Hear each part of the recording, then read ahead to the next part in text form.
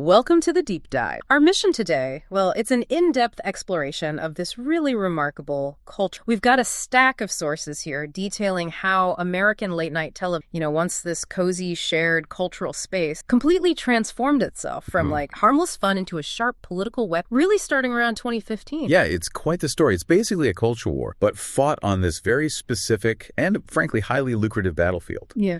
The 11:30 p.m. time slot. Right. We're going to track, step by specific step, how an institution built on uniting Americans through shared kind of apolitical laughter ended up doing the exact opposite. It's almost like an autopsy of self-inflicted polarization. Okay, so let's unpack this. Let's set the scene first. What did late night you like? Think back to, say, 2014. Cool.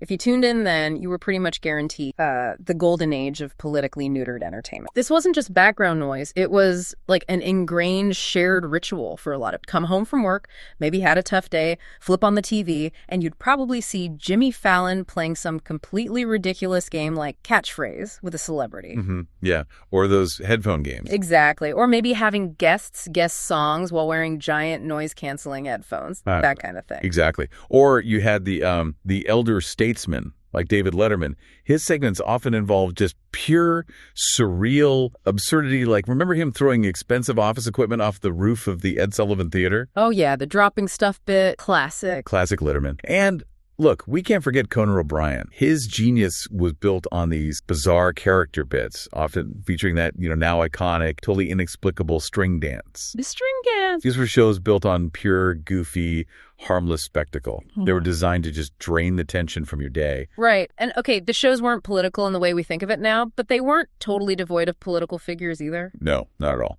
They took these, gentle, universally acceptable shots. We had jokes about President Obama's ears. That was a standard comedy staple. Easy target. Or George W. Bush's famous malapropisms, Or maybe some light ribbing about Bill Clinton's appetites back in the 90s. But these were soft ribs. Crucially, they were considered all fair game, all in good fun. And that concept of fair game, that's really key here. The jokes landed because the hosts weren't trying to, destroy anyone or take political sides. Yeah. They were just trying to make you laugh before you went to sleep. Oh. The sources really highlight that the core, the founding philosophy of that whole era, embodied by Jay Leno and before him, the legendary Johnny Carson, was critical. Make fun of everyone in power equally. Keep the humor light and keep it broad. That was the social contract, wasn't it? Pretty much, yeah. Give America something they could genuinely laugh about together. Didn't matter if you voted red or blue. The late-night monarchy, if you want to call it that, existed because it was inherently neutral ground. It was this delicate ecosystem built on the premise that absurdity belongs to everyone. But as our sources confirm, something fundamental happened in the summer of 2015, and it's just shattered that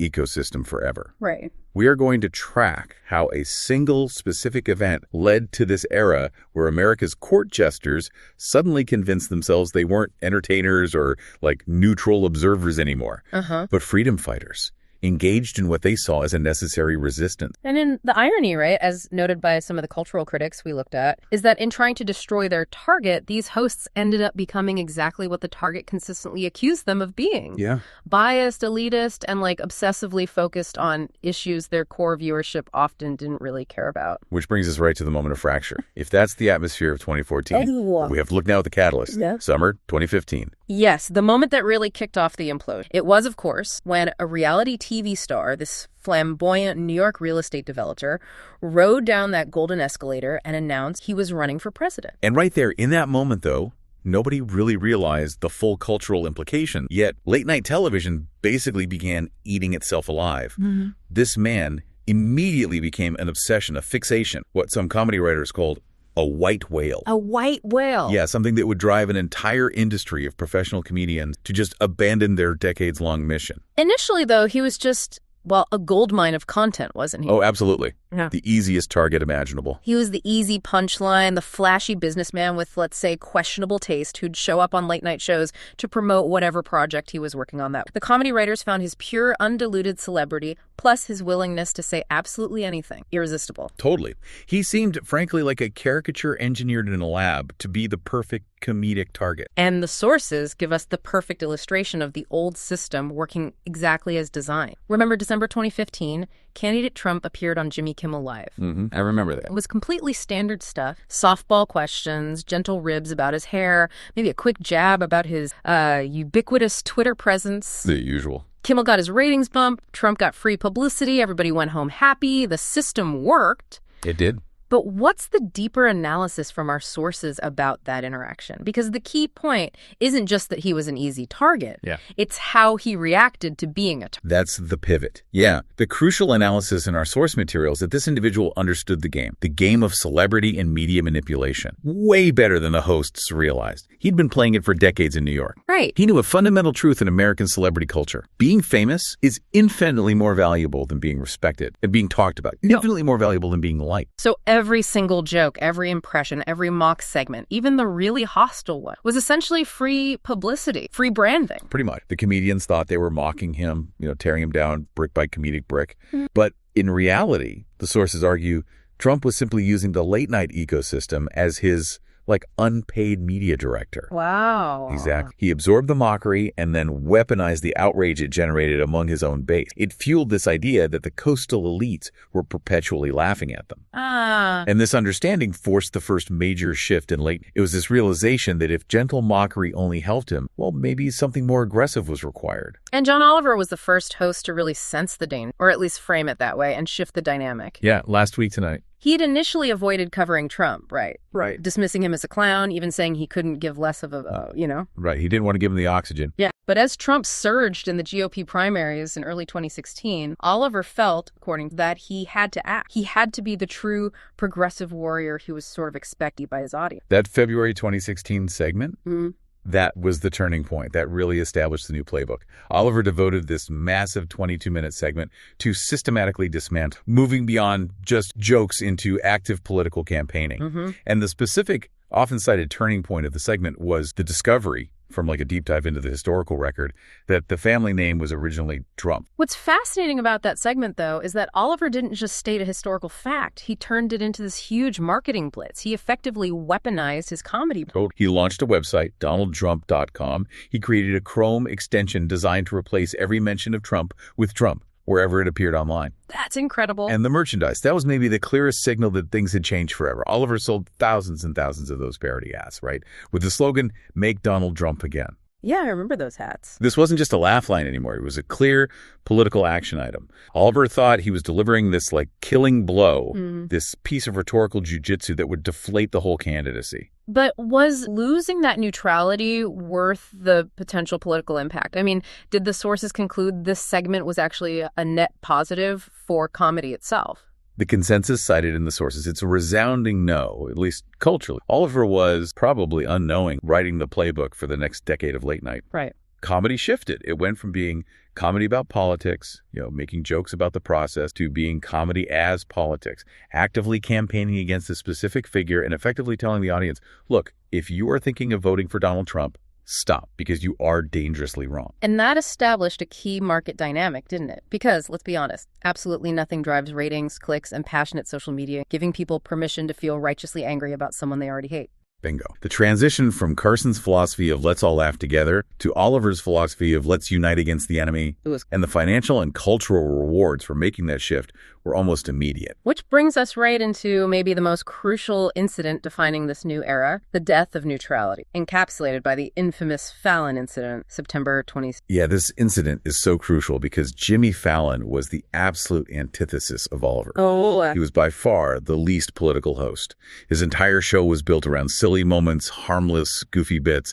He was the last bastion, really, of the old guard, committed to that Leno Carson ideal. So during the heat of the general election campaign, the candidate appeared on The Tonight Show. Fallon conducted the standard goofy interview, talked about his sleep habits, his diet, his Twitter obsessions, all completely innocuous. Standard stuff. Then came the fatal mistake. Presented as just harmless physical comedy, in the spontaneity. The hair tussle. The hair tussle. Fallon asked if he could perform the simple act of messing up the candidate's hair. Candidate agreed. Fallon reached over, playfully tousled the famous comb-over, and the live audience laughed. It was meant to humanize the figure, right? To say, look, this is just a guy we can laugh at. It should have been nothing. Just a silly moment designed to entertain. Yeah. But the reaction, whoa. Detailed in our sources. Right. It was immediate, swift, and completely merciless. This wasn't just media criticism. It felt like an ideological purge. Yeah, Variety declared that Fallon had lost the last shred of his credibility. That language, it's astonishing, isn't it? It really is. People, particularly commentators and other comedians cited in our sources,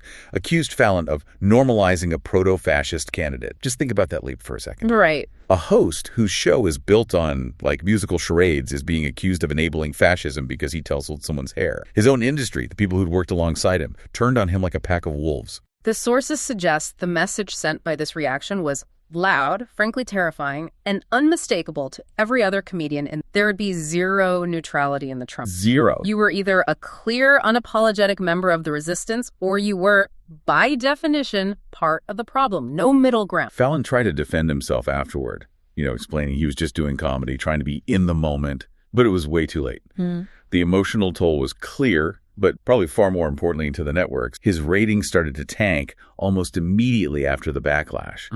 The audience that just wanted pure silliness was being polarized right out of the time slot. And here's the crucial sort of financial fallout that confirmed the direction of. As Fallon's ratings plummeted, Stephen Colbert, who had already begun transforming his show into this nightly political hate fest, focused almost entirely on the incoming administration. Yeah, he pivoted hard. He shot to #1. This taught the entire industry a very important, if maybe cynical lesson that definitely resonated in boardrooms across Manhattan. Neutrality died, and politically targeted righteous hate. Wow. That's so. If you wanted to survive in late night, you had to pick a side, in this case, the highly profitable anti-Trump side, and you better pick it loudly, angrily, and consistent. This wasn't really an artistic choice anymore. It was a clear market response to a perceived demand for, validation. Which sets the stage perfectly for the true weaponization of the monologue, really starting in 2017. And Stephen Colbert truly led this charge. His transformation was one of the most remarkable stories in, television business history. It really was.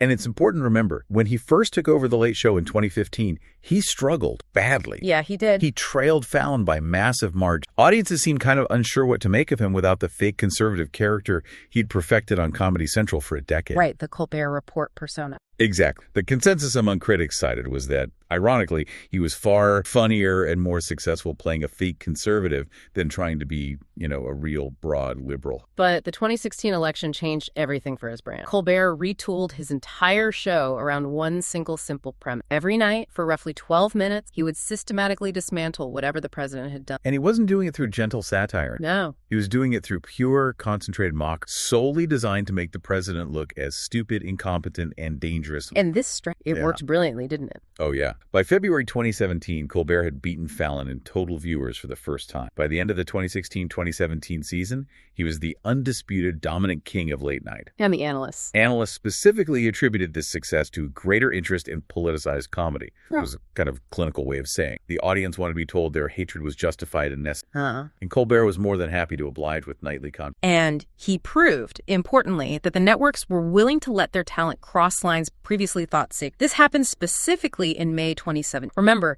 earlier that day, the president had appeared on CBS's Face, the nation Colbert's own network. Right. And famously dismissed the host, John Dickerson, as fake. Colbert's reaction was explosive. Yeah. I mean, in defending his colleague and his network, he completely lost it on live television. He launched this massive barrage of highly personal insults. Yeah. Calling the presidency disgraced the nation, declaring the president a glutton with a button and a pricktator. But the comment that truly solidified the new era, the one that proved the rules had been permanently suspended, was his specific climax. He declared that the president's mouth was only good for one thing, being Vladimir Putin's holster. Wow. I mean, that was raw, deeply vulgar, personalized contempt directed at the sitting president of the United States. Absolutely. And here's the key analysis from the sources. What was the consequence? CBS didn't fire him. They didn't reprimand him. And his ratings went up again, proving the formula worked. Yeah. This created this powerful, irresistible feedback loop throughout the whole industry. There was essentially no penalty for going too far against the present-only financial and professional rewards. Hosts felt kind of compelled to outdo each other, constantly escalating their contempt and anger nightly, chasing that same rating spike. The other hosts adopted different strategies, but they were equally epical. Seth Meyers, he transformed his late-night show into what he specifically branded a closer look. Right, those long segments. Yeah, these were long segments, often running 10, 15 minutes. They were far more like opposition research than traditional comedy. He essentially turned his 12:30 a.m. show into a version of like the Rachel Maddow show, but maybe with better comedic timing. That's a good comparison. Meyers would spend night after night fact-checking statements, analyzing complex policies, explaining in granular detail why everything the president did was not just wrong, but profoundly dangerous. He was providing detailed policy analysis, complete with graphics and clips. Fulfilling a role you'd typically expect from a serious news analyst, not a comedian. That's a massive shift in professional function, really. Yeah. So if Meyers was focused on intellectual warfare, Jimmy Kimmel took the emotional. He realized that people would accept almost any political messaging if it was wrapped in this genuine, personal, emotional. Right. This started most notably in May 27, after his newborn son needed heart. Yeah, that was powerful. Kimmel delivered this incredibly moving, raw monologue about the fragility of life and that whole experience. But the masterful political pivot was when he seamlessly and passionately moved the narrative into a plea to preserve Obamacare. He argued that no parent, regardless of circumstance, should have to choose between their child's life and their financial security. That monologue went viral instantly. It just confirmed the potency of the personal political message. 4 months later, when Republican senators introduced the Graham-Cassidy health care bill, which aimed to repeal and replace major parts of the Affordable Care Act, potentially impacting protections for pre-existing conditions, Kimmel saw it as a personal betrayal. Senator Bill Cassidy, who Kimmel felt had misled him about his legislative standard, became the target of what some called a week-long jihad against the legislation. And here's the astonishing outcome. When the Graham-Cassidy bill eventually died in the Senate, political reporters and analysts publicly credited Kimmel as a key factor in its defeat. Wow. This was a late-night host successfully lobbying and killing a piece of federal legislation. This wasn't just comedy or satire anymore. This is direct, consequential political activism, a truly new benchmark for the genre. And if Kimmel exemplified emotional warfare, then Samantha Bee exemplified moral warfare, really confirming the new, angry, uncompromising tone. Yeah, full frontal. In May 2018, while discussing the family separation immigration policy implemented by the administration, she reacted intensely to a photo Ivanka Trump posted of herself child. Bee's response was, well, vile and profane, according to the sources. Here. She used the C word on cable television directed at the president's daughter. Yeah. For the crime of posting a photo of her child while her father implemented policies Bee vehemently disagreed with, the industry, including some liberals, pushed back hard on the language. But the telling moment was Bee's carefully worded defense. She apologized for the word choice itself, but she explicitly did not apologize for the underlying sentence. She was sorry for the C word, but not for calling Ivanka feckless. Ah, okay. That distinction is crucial. It is. This confirmed that the hosts were now personally invested. They viewed the entire political landscape as this fundamental moral conflict. The sources argue the conflict had moved beyond mere political disagreement and into moral warfare. Good versus evil, us versus them. Right. They'd convinced themselves they were saving democracy, but in reality, they were systematically destroying the last shared cultural space where Americans could actually laugh together without immediately checking their political ID. Let's pivot now, because all this righteous, monetized anger, it came at a profound cost that went beyond just alienating viewers. Absolutely. By 2018, the constant nightly rhythm of Trump hatred had made every single monologue predictable. So repetitive. Totally. The hosts were addicted to the drug of righteous anger, and their audiences were addicted to having their political prejudices validated. But critics observed that audiences started to notice they weren't getting innovative comedy. They were getting predictable, partisan therapy sessions with occasional laugh line. The format became repetitive, almost like a targeted propaganda broadcast, albeit, with high production values. And the facade, the idea that these millionaire entertainers were speaking for ordinary Americans, that completely dissolved in a single devastating quote. We saw this clearly in June 20. Bill Maher was discussing the strong economy under the current administration. Oh, yeah, I remember this. Maher openly, unequivocally rooted for financial hardship. He said, and the quote is just chilling in its transparency, "I think one way you get rid of Trump is a crashing economy, so please bring on the recession."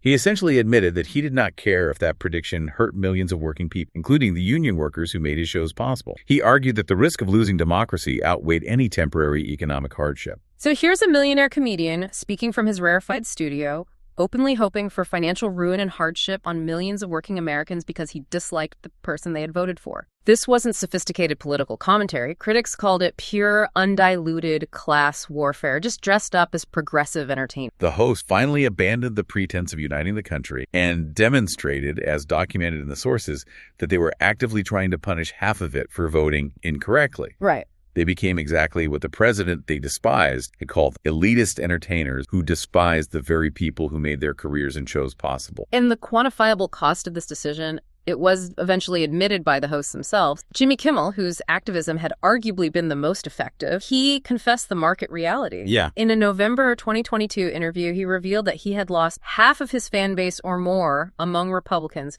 due to his relentless political content. Wow, half or more. ABC executives had reportedly expressed concern about the shrinking tent, but Kimmel essentially confirmed he was explicitly choosing ideology over entertainment. He preferred to preach only to the converted choir, rather than tell jokes everyone. He'd rather be right, political than maintain massive, broad appeal that was the historical back. And the consequences were utterly predictable, weren't they? It created this massive vacuum because the late-night establishment had become so uniformly left-wing and so actively hostile to conservative viewers. Yeah. They essentially created like $100 million void in the market. Exactly. And by 2022, the most watched late-night show in America wasn't Colbert or Kimmel or Myers.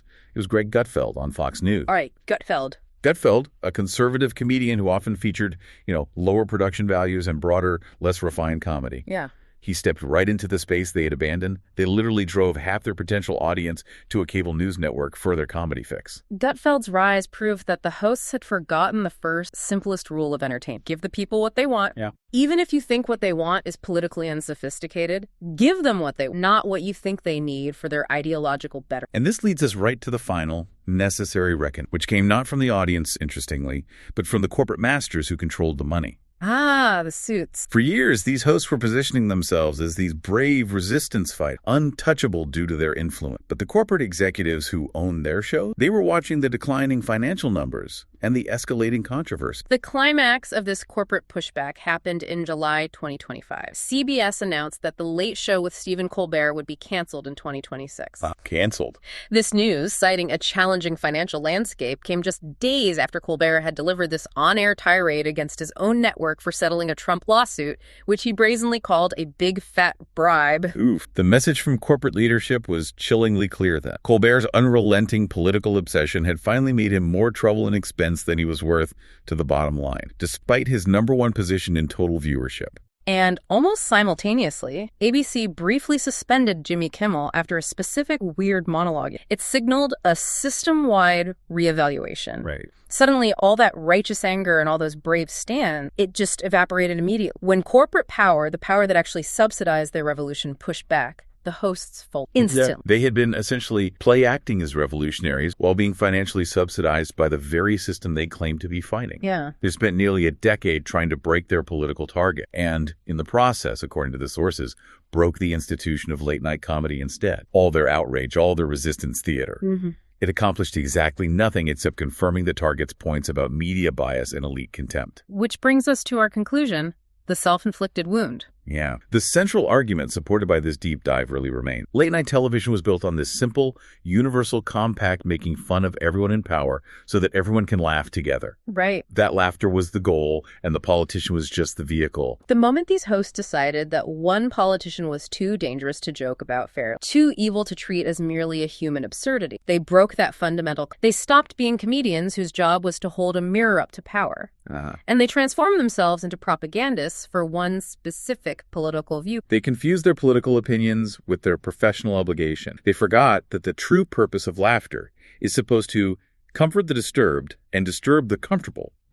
Not comfort the elite, politically comfortable class while disturbing, insulting, and isolating everyone else who didn't share their worldview. The ultimate bitter joke really was on them. So what does this all mean for you, the listener, trying to navigate polarized media? Well, the sources confirm that Trump didn't break late. The hosts broke it themselves when their political opinions became more important than their professional obligation to laugh at the absurdity of it. And it raises this important question for the future of entertainment and media. In a world of such intense political polarization, is it still possible for any form of neutrality? Or the audience now just so accustomed, validated out that the market for shared, neutral laughter is simple. That's the structural problem that remains unresolved as the networks try to reboot the genre.